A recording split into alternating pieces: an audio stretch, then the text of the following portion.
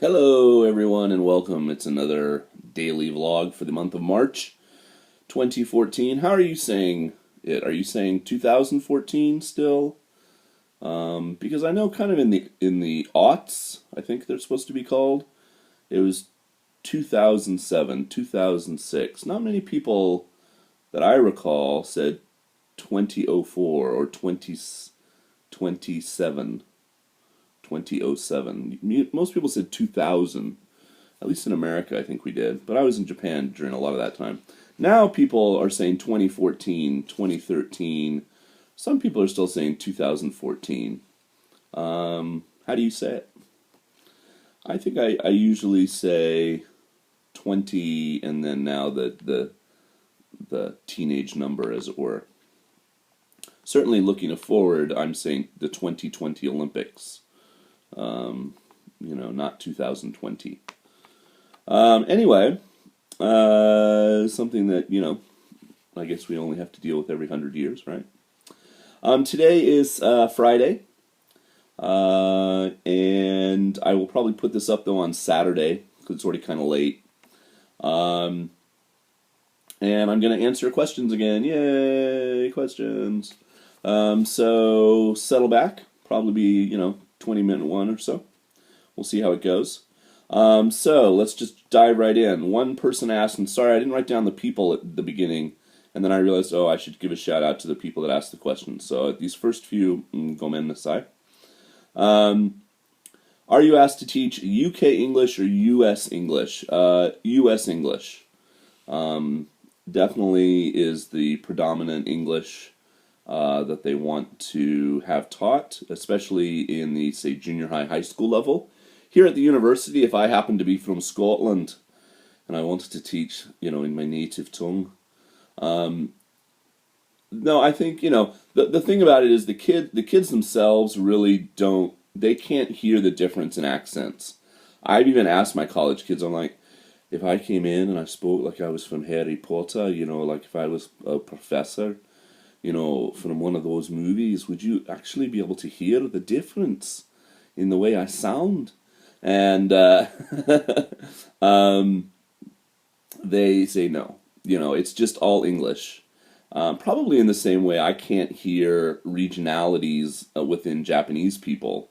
My Japanese is not good enough yet to hear the difference if you were, say, born in Kansai or born here in the Inaka, where I am. I can hear certainly some vernacular. If you said okini, okini instead of arigato, then I would know you were from the Osaka area. But, I've never heard anyone actually say that outside of Osaka. Yeah, I don't know. But, so the only thing where it really comes down, so your accent won't really matter, is what I guess I'm trying to say. Unless, and I apologize again, but the most unintelligible Jets I've ever met have been from South Africa. It's just a really hard accent. And even I, as someone who's accustomed to other accents other than American, because all my relatives are English, and I'm pretty good. I can mimic most other accents. And, I hang with Australia, I hang with New Zealand, but South Africa, man, that's tough. And so, to where you're literally, it doesn't even sound like you're speaking English, perhaps, because of your accent, then there might be a problem. But in general, if you have an accent, it doesn't really matter. Some of the textbooks, like the listening tracts, will actually go out of their way to recruit people that speak English that don't necessarily sound like flat American English. They'll be from Singapore, or they'll be from the Philippines, or they'll be Japanese or Chinese or Korean and have learned English and are speaking English. So they'll have an accent on the CD. And that's fine too, because that's reality. There are more people probably in India that speak English than America. So the only real problem would be the spelling, like on the board, if you write the word color with a U, or if you say something completely different than the way it's said in America. Like if you say aluminium instead of aluminum, then I could see a Japanese teacher saying, "Excuse me, what was that word?" Or something, and you'd be like, "Oh, aluminium. Yeah, that's what the cans we put in the rubbish bin. The rubbish bin. Excuse me." um, and chips or crisps and fries or chips and things like that. Those kind of things you would have to maybe just teach your kids, and they would either dig it or not. But I mean, there could be a teacher or two that say, can we stick to American English is what's presented in the textbooks. They spell color COLOR in the textbooks. All right. Another person asked, why are all bikes the same? Which is kind of funny, and I never really thought about it. And I know what he's referring to. He's referring to the mamichari, the mama-san chariots that are just, everywhere in Japan. They're these kind of gray, steel-framed looking bicycles with a basket in the front, and most of the bicycles look like that. I don't know why. That's a good question. I'll open it up to the comments. Why do all bicycles look like that? I'll ask Guru Hiko Simon. Maybe he knows. If I happen to be watching on Sunday and talking to him, sometimes I go over there and I leave comments. I would assume it's just a popular model, and like a lot of things in Japan, it's just been widely accepted, and now it's just the norm. You can certainly buy a 10-speed bicycle, a mountain bike type of bicycle. Kids' bikes, kids like my Shogakse are obviously not that bicycle. They tend to have normal kid-looking bikes. But yeah, when you get up to the adult level, everybody just buys that same bike. I don't know why. There you go. I mean, unless you're going to use it for, like either going really fast. I mean, like, I guess touring, is that the right word? Like going around the country on your bicycle? Or you're going to use it for like off-road, like going, up in the mountains or whatever. The mamichari is perfectly acceptable. And maybe it keeps it from getting stolen. Although I did read an interesting article the other day that was talking about how things are never stolen in Japan. And it's kind of true, except for two things. The two things that Japanese people will steal and have absolutely no problem with it are bicycles and umbrellas. So, I don't know. Maybe nobody wants to spend a lot of money on a bike in case it gets stolen. I don't know. All right. Larry asked me some sumo questions. And I guess, this channel I talk about sumo a little bit. I'm not necessarily going to take up a lot of time to answer them here. But he wanted to know about wardrobe malfunctions, like has any wrestler ever lost a mawashi on camera? I doubt it recently. I would think there's secure things in place. And if that were to happen, I think there's like enough people around the square ring where they fight that they would just jump up, onto the thing and cover them up or, assist them to get it all tied back together. But yeah, I mean, in the history of sumo, I'm sure it's happened. It's never happened while I've been watching in about 10 years of watching sumo now. And what is the gyoji, the referee yelling in kind of you can't really hear it Japanese. I think, and I don't know the specific Japanese words. I can find out for you, and ask me again, Larry, when you're watching the Meiba show. You can ask me on the Facebook page about sumo. But some people were like, I was typing like on my Facebook page, oh guys, I could finish making the video for tonight, or I could watch the last 2 Game of Thrones episodes. Ha ha ha, Game of Thrones wins. And most people were like, oh, yeah, okay, cool, no worries, we can wait a day. But a couple of the sumo people, because I wrote that during the sumo time, were like, what? You're not going to put the sumo videos up? My Facebook page for Myargonauts is very different than my sumo page. They're not the same Jason.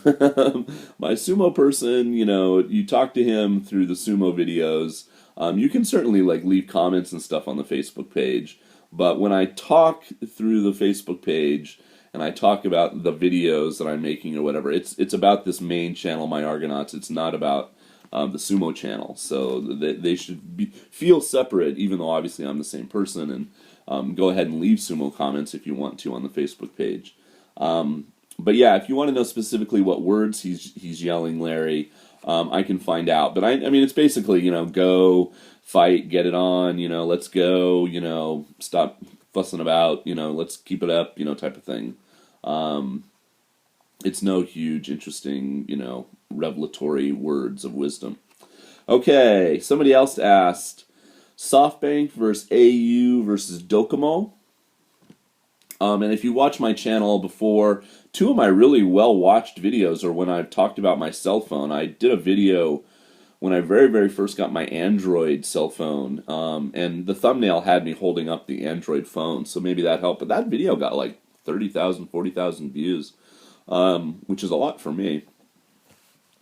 Anyway, and then I made one about getting my iPhone, and that also got a lot of views. People always have cell phone questions. And I'm not an authority by any means, and I think if you watch this channel, I didn't even have a cell phone the first 5 years I lived here. I just didn't ever get one. But when I've come back, now that we have smartphones, I've had two. I first went with AU because they have better signal strength out here in the Inaka. That's their major selling point, and more of the people that I spoke to when I first moved back to this area, when I didn't end up going to, say, Kobe or something, and I moved back to the Inaka, they're like, just, oh yeah, we're with AU. They're pretty good out here. And I didn't think SoftBank would give me a contract because my visa, unfortunately, even though I've been here and I go renew it every year, is a year-by-year visa. And I had heard somewhere, and so this is one thing, it's trust what you hear on the internet, of course, that they would only give you a contract if, for a smartphone especially, if you had a 2 or 3 year visa. Now some jets do have that visa.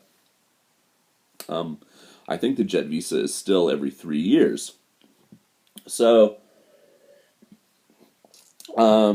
jets, you should be able to kind of get what you want. But anyway, so I thought SoftBank, just without even asking them, I just thought that I had to go to AU. And at the time, AU didn't have the iPhone. They only had Android phones. And my brother was coming for a visit back when I very first moved here. And he said, look, you have to have a cell phone that I can contact you with when I get to Tokyo and stuff like that. And it made sense. So I finally broke down and got one. And AU were okay. Their rates were okay.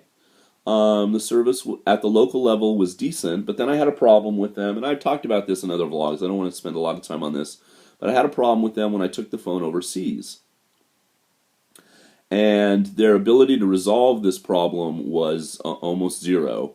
Their ability to look beyond the strict rule that, I had broken, I guess, if you want to call it that, and, racked up some charges that I wanted them to, have some wiggle room on, was almost zero. And you run into sometimes very obstinate customer service, despite the fact that Japan is well known for good customer service. In this instance, it was the exact opposite. So I kind of said F you to AU, and I said, okay, look, if we're not going to be able to work this out, I'm just going to walk. And I did. And I went over to SoftBank, and I thought I would just get whatever I could get to get a new phone. And they were like, oh, no problem. You want an iPhone? We'll get you an iPhone, They didn't care about the 2 year visa thing. And maybe it's because I'm a professor at the local university, and that time I took a Japanese friend with me who spoke Japanese, so everything was getting, relayed properly. But yeah, it all worked out well. I got the phone that I really wanted, which is an iPhone. And my rates actually went down for a while until I added an iPad in and some other things. And I've had no problems with SoftBank from then on. So I would say SoftBank if I just had to pick. I've never had any dealings with Docomo. I have no idea what they're like. But they're the one big carrier. They don't have Apple products, I don't think. You have to go to AU or SoftBank if you want an iPhone. But yeah, I mean, they're all kind of the same, to be honest. So it really just, go down to your local shop, maybe talk to some of the people. If you get some friendly people at whatever local shop you have, go with them, But really a lot of it is because of the discounts they give talking to other people. Like when you call, If they're also a SoftBank person, it's like free, but if they're, another person, it's charged.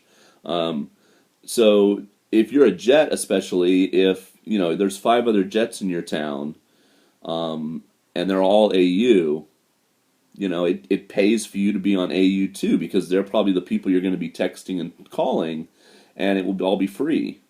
So look into those kind of things. All right. God, I'm probably going to say this guy's name wrong. I feel bad because he wrote me a really long email in what I assume is somewhat his second language. I'm assuming he's a native French speaker. He's from French Quebec, I believe. He's from Canada. And his name is Sylvain, perhaps is how you pronounce it. Anyway, he had some very nice feedback, and I always appreciate feedback. He talked to me about what vlogs he likes, how when I'm doing the driving vlogs, as much as he likes to look at my face, he'd rather me point the camera out the window and see the scenery as I go by and just hear my voice. And I've had other people say that, so fair enough. He's also like, worried that if I'm driving and I'm looking over here at the camera or whatever, I'm not looking at the road. And believe me, I'm never doing anything reckless when I'm doing those driving vlogs. It's just in the the door latch or the door thing that you can pull the door to closed on the passenger side. I found if I put my iPhone in there, it kind of stable and it doesn't rattle, and it's a good place for it to be. And that's the way I filmed those last couple vlogs. I'll try to figure out something so I can point it out the window and you can see more scenery if I do another one of those.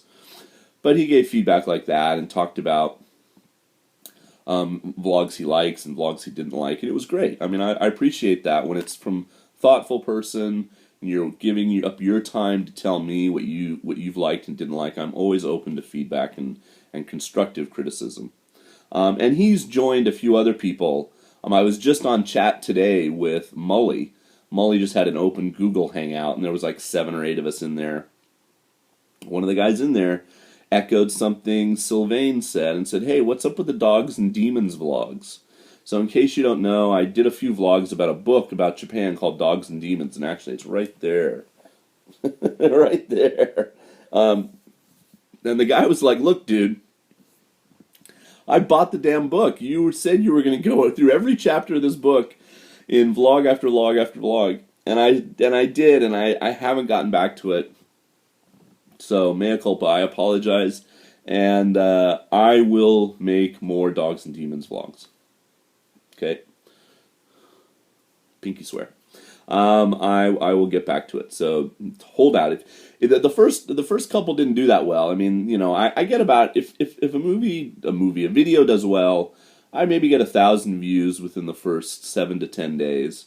And those actually over like the first month only got about 500 views. So I figured it was sort of a limited audience thing, but the people that liked it really liked it and have asked me, so I will try to go back. Anyway, getting back to Mr. French Canada. He was asking me about money back for recycling. So I think I did a vlog about trash or something, and I was talking about pet bottles and recycling and the mark here, and this is vitamin water. This is a delicious version of vitamin water, by the way. And that's funny because it's never occurred to me to ask about that or find out about that in Japan. We have such a complicated trash system, and like the bags you're supposed to use and the color and where they go and which day, and there's a calendar for every month because if this day is a holiday, then this day won't be this type of trash. It'll be, it'll get changed to this day, and oh man, I tell you. So actually, I have to go out and get the brand new calendar. It followed the Gomi calendar. The trash calendar follows the fiscal calendar, so the new calendar will be from April until March of next year.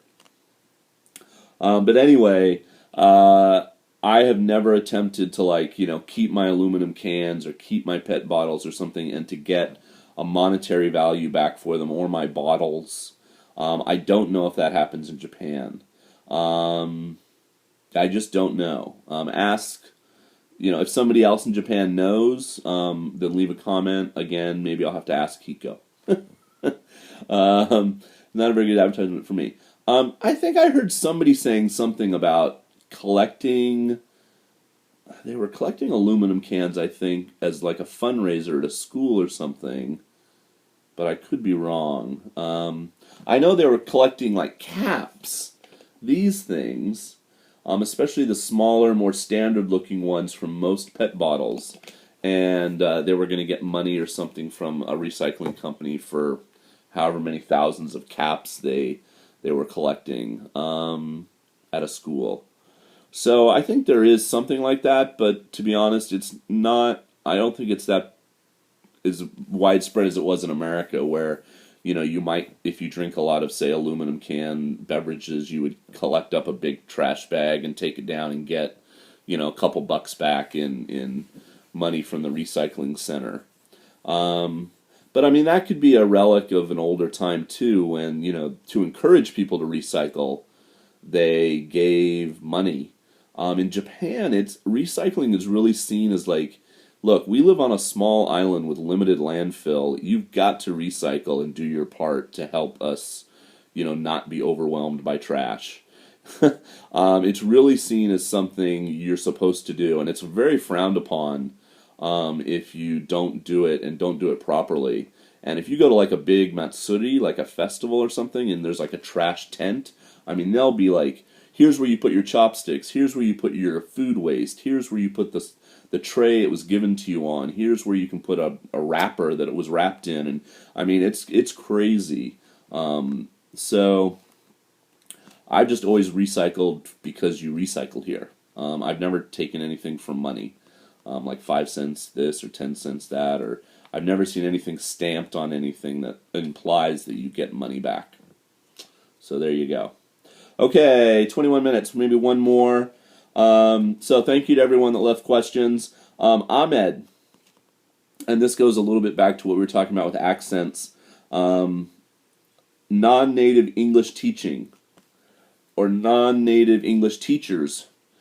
What kind of chances do you have of getting a job in Japan? So you maybe grew up in a place like Indonesia or India or something where you've learned English all your life, but that's not your first language, it's not your mother tongue.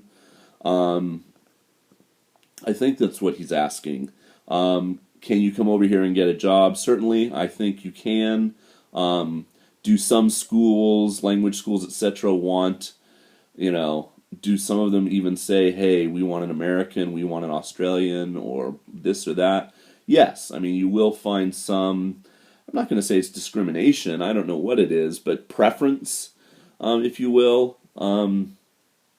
But I know, like, my friend Kevin in Kobe, Busan Kevin, has worked at international schools where the kids are taught almost entirely in English, and he's worked with coworkers from other countries like the Philippines and India and stuff where, their English is obviously fluent sometimes, and they come over here and get jobs, no problem. Now, that's in a big city, and I guess that would be the caveat to this comment, is that if you want to come over here and say you're from Spain or Italy or France, and you speak, or French Canada, or, Brazil and Portuguese, and you speak English very well, but you also want to, get a job teaching your mother tongue, Spanish or Italian or French or Portuguese or something, you're really only going to find a market for that, I think, in the bigger cities. I can't imagine, that there would be that much of a call for Spanish lessons out here in my city where I am. Now, that's not to say that if you opened a school and you offered English at a language school, let's say, and then every Thursday for 1 hour you offered French or you offered Spanish, that you wouldn't have people that want to take it. But I don't think you could open a school where all you taught was Spanish. You just wouldn't get enough people. And no, mothers are not going to enroll their kids in that. Okay, that's it. I want to finish this before 25 minutes because I think it affects how it uploads. So I'm going to finish. Thank you for watching. More of your questions, more videos this weekend coming up. This one will probably go up on Saturday, Japan time. Thank you for watching as always. You guys are awesome. We'll see you soon.